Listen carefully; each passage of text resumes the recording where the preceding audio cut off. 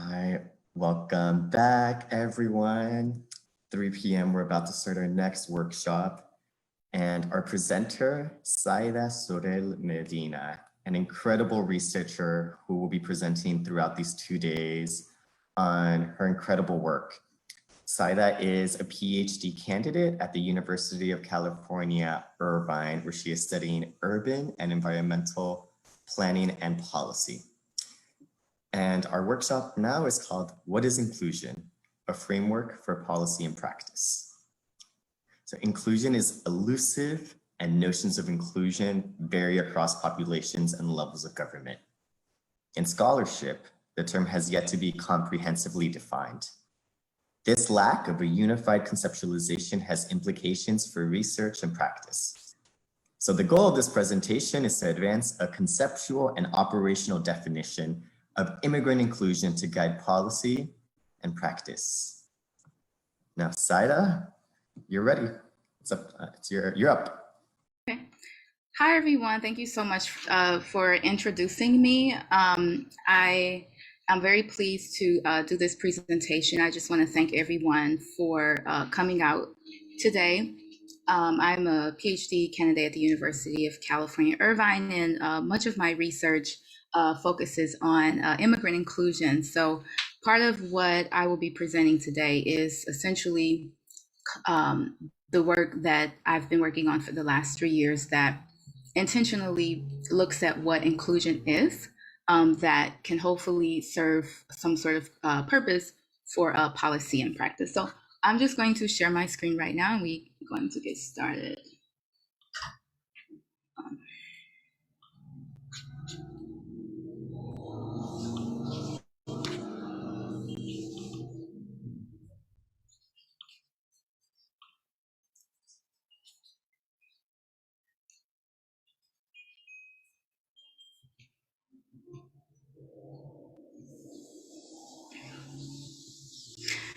So before I get started, actually, I would like for folks in the audience to think about what is inclusion. I mean, we use it, we kind of know what it is, but can we really define it in one sentence?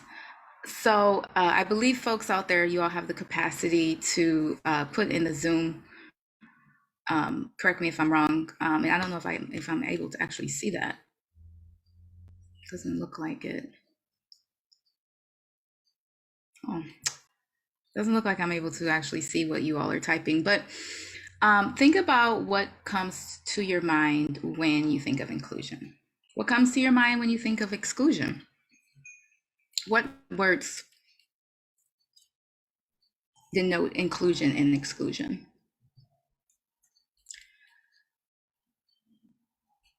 So the literature on inclusion is very variant. It ranges from laws and rights to activities and structures. So if you do a quick search in the scholarly literature, you'll find that different researchers might define inclusion as legalizing immigrant groups, to immigrant legal access to national services, laws dictating rights and access to benefits, pro-immigrant activity. So as you can see, there are so many ways that individuals define inclusion. This has empirical and measurement implications. So for example, if I am a nonprofit practitioner and I want to evaluate the degree to which X city is inclusive, I have to come up with a definition. This definition should be research informed, but the research is scattered. So essentially we need a unified operational definition that is theory-based, but also that is empirically supported. So that's essentially what I will be presenting in the next few slides. I'm going to just talk a little bit about what is inclusion in terms of a citizenship lens. So I draw from the citizenship literature to define immigrant inclusion, because essentially when the very notion of citizenship denotes inclusion and exclusion, members and non-members. So it makes sense to draw from this framework. There's conceptual overlap with these two concepts. So drawing from this citizenship literature, a citizenship literature points to three different types of inclusion or citizenship. Citizenship literature basically says that citizenship is multidimensional. So it's not just citizenship being something that you have in terms of having citizenship or not having citizenship in terms of legal citizenship, but it's also there is a cultural dimension to citizenship. So, for example, who is viewed as an accepted member in society, who's valued as a member. There's also the rights dimension. So we also think of citizenship as in terms of having rights and access. So, for example, you have individuals, immigrant groups who do not have citizenship or legal status, but have access to social services, school and educational benefits, etc. So I'm presenting inclusion in this light, wherein inclusion can also be seen as multidimensional, consisting of multiple aspects or facets. So this literature is in fact robust. There is a plethora of literature out there that talks about cultural inclusion, legal inclusion, social rights, civil rights, and political rights inclusion. And this compilation here is a reflection of the literature. And based upon this, I use this to define each dimension of inclusion or citizenship. So for example, legal inclusion can be understood as activities that contribute to immigrant legalization. And cultural inclusion can be perceived as activities that aim to preserve or promote immigrant culture and creating a sense of cultural belonging and positive social images of immigrant groups. So that's one aspect. We can think of inclusion as being multidimensional, consisting of multiple aspects. And we can also think of, when I'm presenting in these next few slides, immigrant inclusion as hierarchical, meaning there are many levels to inclusion. So for example, it has a micro level, a meso level, and a macro level. So the immigration literature suggests that inclusion manifests at the micro level in terms of individual immigrants. So we can think of inclusion manifesting in individuals, such that each immigrant group will perceive the degree to which they are included in a particular political community differently. Each immigrant group or individual will exhibit a different degree of inclusion based upon their legal status, for example. So this type of inclusion manifests among individuals. But then there's also inclusion at the meso and macro level, which refers to how it manifests across macro and meso level units of analysis. So essentially, we can think of this kind of inclusion in terms of how inclusive a city is. Is Detroit more inclusive over Miami, which is more inclusive? Do we look at the outputs of the city, or do we look at the outputs of immigrants? So this one zeroes in on inclusion at the meso and macro level. So here are a few examples. If you want to assess micro level inclusion, you can look at the degree to which immigrants feel included in a city. If you want to look at it at the meso level, you look at the degree to which a city is inclusive. If you want to look at it at the macro level, you think of it as the degree to which a country is inclusive. I'm going to draw from sociologist Robert Park to understand how inclusion manifests in the city. So Parks notes that a city can be conceived as an institution that comprise machinery and instrumentalities through which human nature operates. It has a moral character and physical organization that produces a distinct expression. So what does this mean? Well, essentially, this helps to understand how inclusion manifests in the city.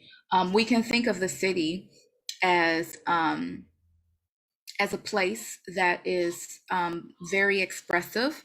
There's multiple social actors and entities that are nested in the city, and each entity contributes to the overall degree to which the city is inclusive. So based upon that, here's the definition of inclusion that I am proposing for both research and practice. So applying everything that I just said, I define immigrant inclusion as the process by which immigrants are included, welcomed, and accepted into the political community. And this definition is only applicable to inclusion at the city level, or at the across meso and macro units of analysis.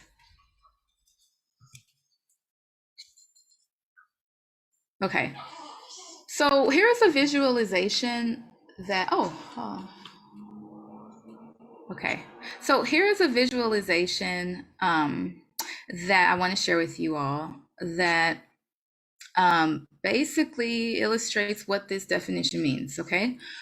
You have a city, let's call this city Miami. This city has local government outputs, federal government outputs, school district outputs, residential outputs.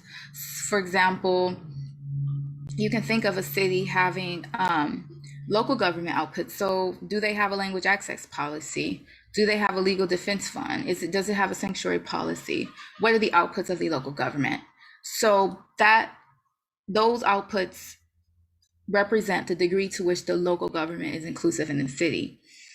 But that's different from the federal government outputs. So federal government outputs is ICE going around rounding people up.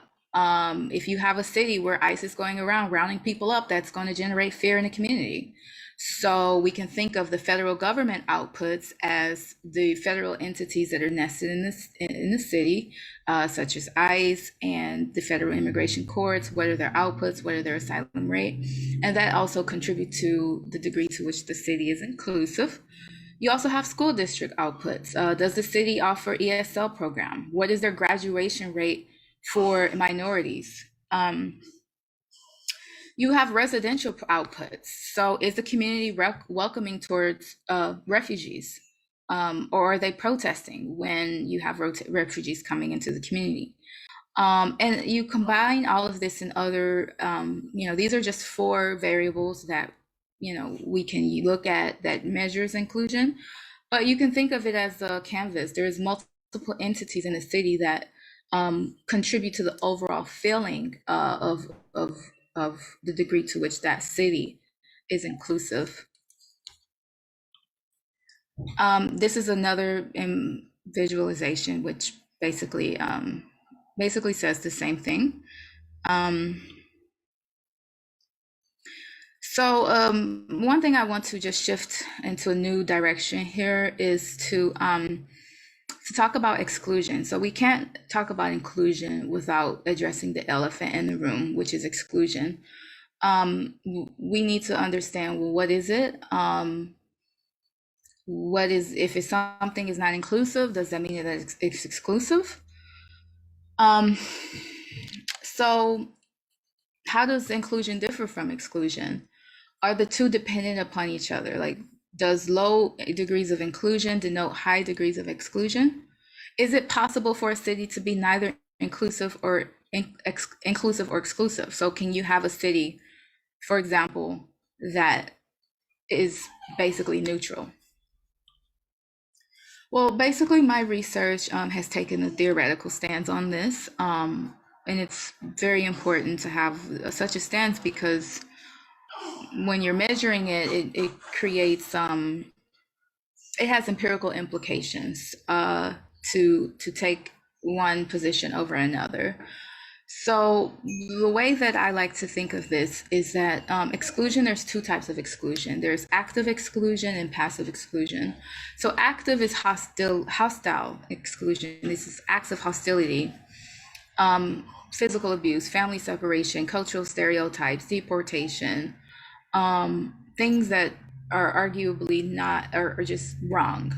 But then you have passive exclusion that's a little bit more debatable, but nevertheless, I refer to it as exclusion. And this is when the city does nothing, to promote inclusion, or, you have a city that just absolutely has no initiative or very few initiatives to support immigrants. Doesn't mean that that city is exclusive because it's not doing anything at all. I mean, the city could say, well, we don't have a high ratio of immigrants in the community, therefore we don't do anything. So would that city be considered exclusive because it has very few outputs of inclusion? My theoretical stance is that yes, doing nothing at all is just as worse, as bad as doing something that's hostile. Because essentially what it does is that it creates a gap in service. It basically does not signal that the community is welcoming because the entity is not enacting acts that signal inclusion.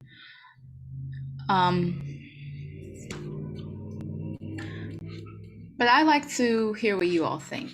And I think I'm able to see what you all type now. Hold on. I think I can see the chat. But I'm not sure if this is going to work. So I'll give this another shot.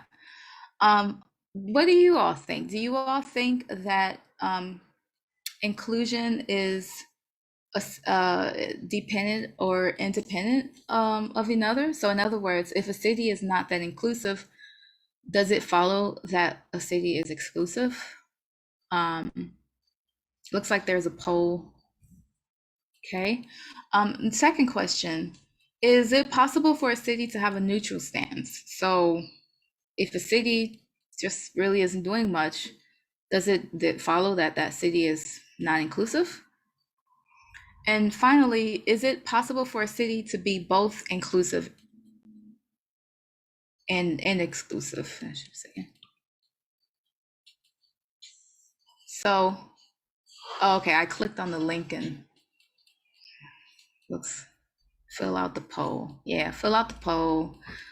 I don't know if I can actually see the poll. Okay, it doesn't give me access. Oh, you're gonna share it? Okay, okay. Let's see what you all think about that. Okay.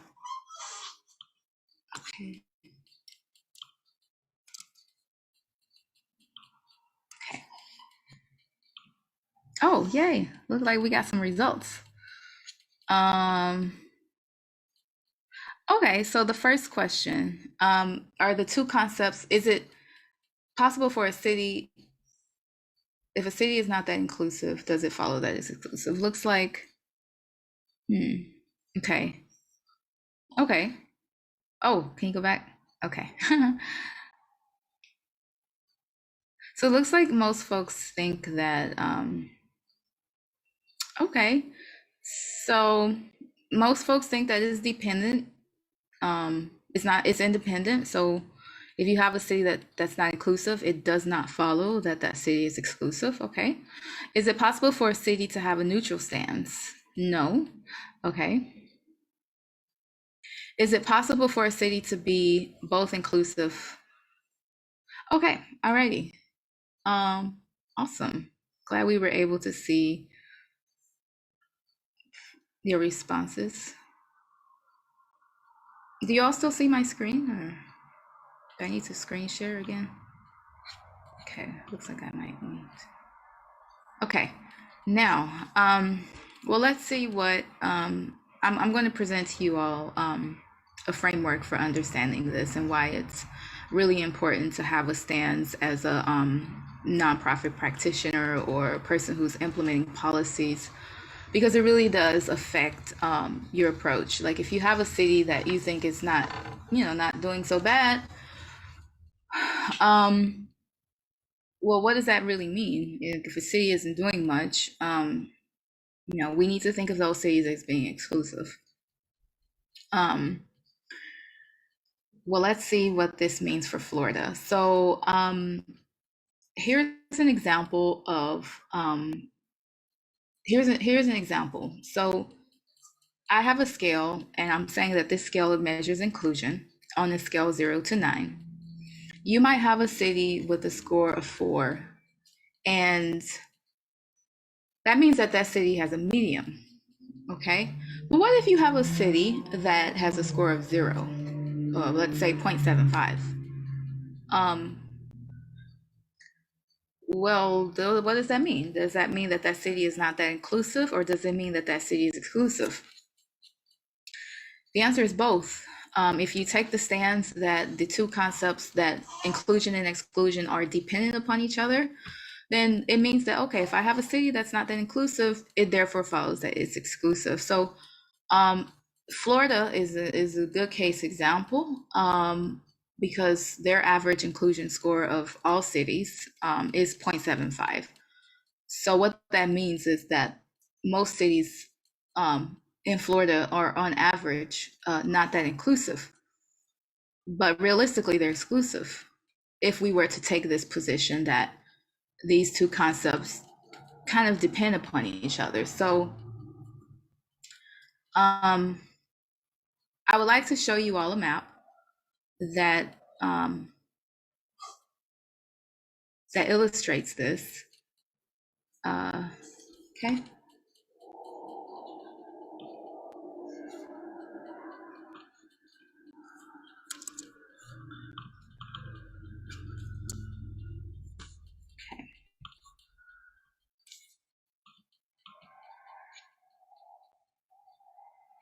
Okay. So here's an example of a map.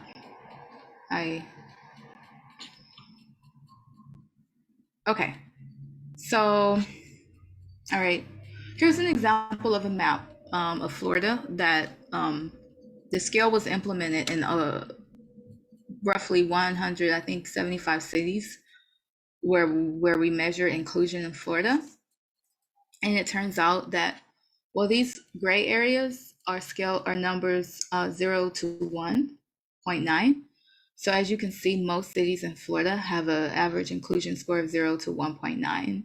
Someone asked what's the highest score, was like 8.9. But you also had a lot of cities that have a score of 6 to 7.9, which is this dark blue right here. Looks like most of those are on the coast. Looks like cities that are mostly on the coast are more inclusive than cities that are more inland. Looks like cities that are, I would say, more north are also less inclusive as well. So what we can do here is think of this in two ways. Well, first we can think of this as, okay, low degrees of inclusion. But we can also think of this, if we want to be critical, as also being exclusive. So I'm going to go back to the,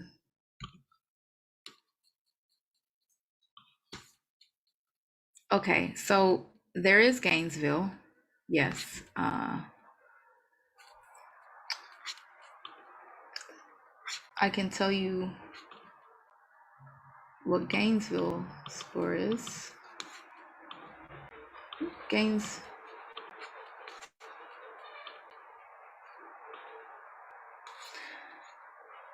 I think Gainesville is medium, but I will double check. Okay, so Gainesville has a score of 2.3.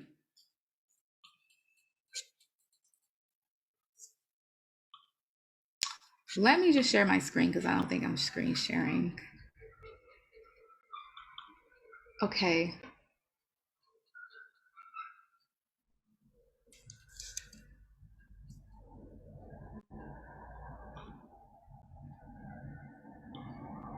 Okay, so Gainesville has a score of 2.3, which is kind of low. So, okay.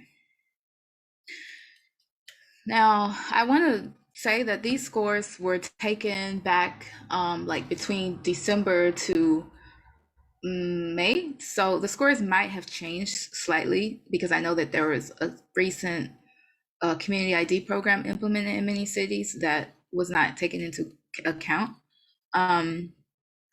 But I wouldn't say necessarily that the scores would deviate much from what they are now. Probably if we see some more drastic measures taken across cities, we'll see different fluctuation throughout the years. But right now, the scores, which I think you all have access to that link, represent where we are now. So when it comes to measuring immigrant inclusion, I want to talk about this just a little bit because this has implications for practitioners and policymakers. When we think about, well, how can we make a city more inclusive? Well, the first question is, what does inclusion mean, and what are the indicators that we're using to measure inclusion?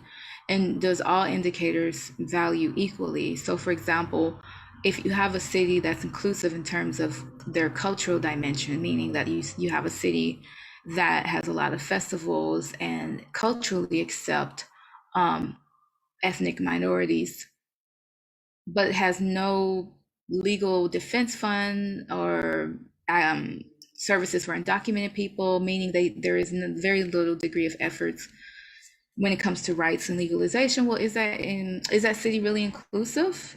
Because it has low degrees here, but high degrees here. So there are many ways to measure this, and I'm not going to go into the details right now in this presentation, but I do want to touch upon, like, broadly, that there are ways to evaluate this. And the literature, if you take a dive into it, you'll see that you have a lot of stuff out there. I have my critiques. Some cities say that, like, Miami is more inclusive than New York, which I thought was very interesting. But one study said that. I thought that was very interesting, but the study looked at just the cultural activities. So New York or Miami has a lot of cultural things going on, right? But not a legal defense fund, right? So is it really more inclusive than New York? So we need to be critical when looking at this research, because a lot of researchers might say, well, this city is more inclusive than that one, and so forth. But the way that they're measuring it, there's always critiques that we can apply. Even in my own research that I'm presenting, there's always critiques that we can apply. So the point that I want to take away here is that if you have any policymakers out there who are delving into this literature, just be very cautious that the way that this is being measured, based on upon my review, is significantly biased, such that they look at one type of inclusion, and we can't do that because inclusion is a process. So if we were to think of it in terms of a process wherein you have a city that is inclusive on the cultural dimension but lacks that inclusion on the rights and legal dimension, well, it means that that city essentially is lagging, right? Because I theorize that cultural inclusion comes before legal and rights. Essentially, you have to view a particular immigrant group as members in the society before we can give them rights and legalization. So if we're still hung up on cultural inclusion, are we really progressing? Is this really an inclusive environment? Maybe in one regard, but not in another one. So I'm going to just propose here a way to evaluate a city's degree of inclusion. One recommendation is to not just look at what the local government is doing, because on average, if you look at the literature, you'll find that on average, local governments in the US are not inclusive. There's a lot of literature on that. If folks are interested, I can pass you one book that just came out last year that did a national randomized study that looks at the local governments in the US, and in so many words found that local governments do not represent the interests of the people.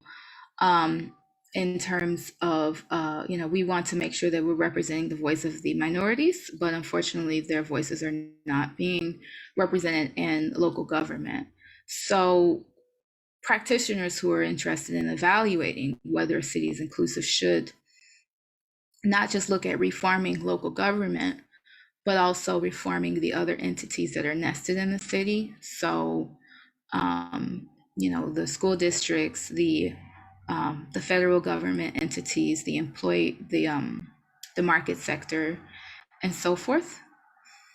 And here are some examples of some indicators you can look at to evaluate the degree to which a city is inclusive. So, for example,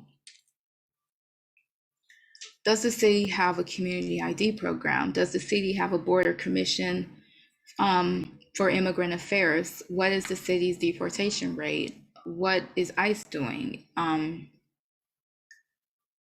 What about the residents in the community? Are they welcoming towards immigrants? So this is, I have two more slides. Well, this is my last slide. My last slide, really, I just want to give you all some takeaways. If there's anything that I want you to take away from this presentation, it's this. So the first is when as a practitioner, when evaluating the degree to which a city is inclusive, consider all the things that the different various types of inclusion. So cultural, legal, rights, financial, etc. The second recommendation is consider your unit of analysis. So this is important because we get into logical fallacy here when, for example, we're sampling immigrants to understand the degree to which a city is inclusive. So that's okay to do, but how we draw our inferences is really important. So for example, if you want to sample immigrants to understand the degree to which a city is inclusive, well, you should also sample and look at what the city is doing, because essentially the outputs of, or how immigrants might perceive the degree to which their environment is inclusive is actually, to draw inferences from individuals to groups such as cities results in a fallacy. So essentially, the bottom line here is just to be critical of what your sampling frame is, because that can also result in bias. I know and I'll be presenting this in the next study, in the next slide, next section. So for example, one of the studies sample immigrants, but it's mostly immigrants who are citizens and mostly immigrants who live in large cities. So essentially we have a sample that is biased, right?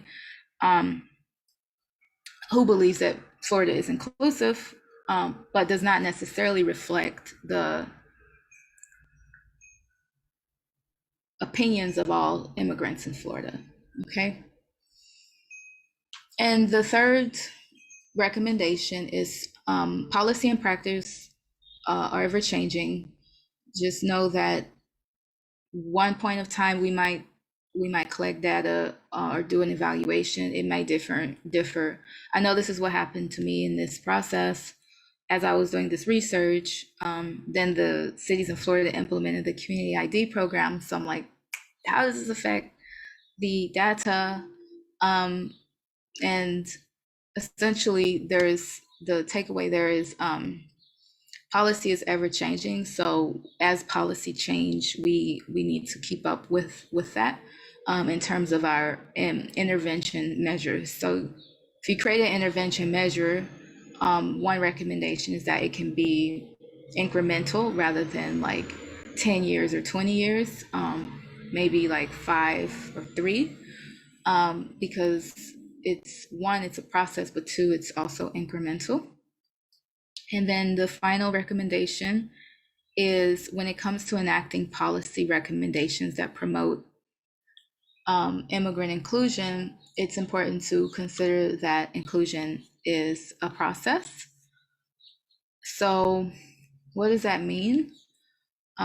Well, do you think a city will be inclusive on the legal dimension if they have yet to accept that these immigrant group is not even recognized as a valuable member in society? So if we can't come to a point where we view immigrants as valuable contributors to society, we will not be able to move towards a direction of legalization and promoting rights. So we need to start somewhere.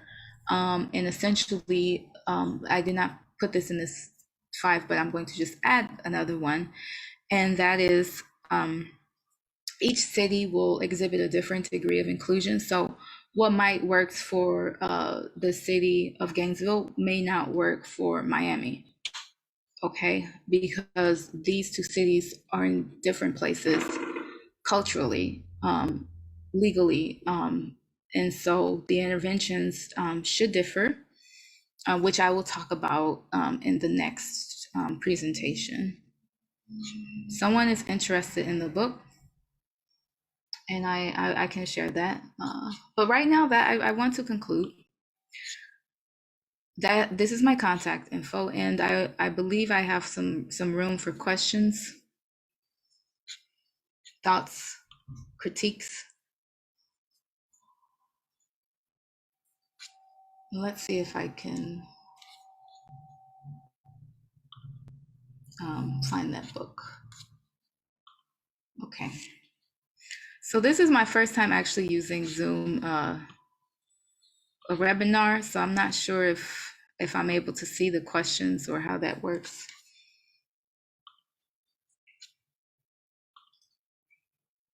And Saida, maybe this is a good time to transition away.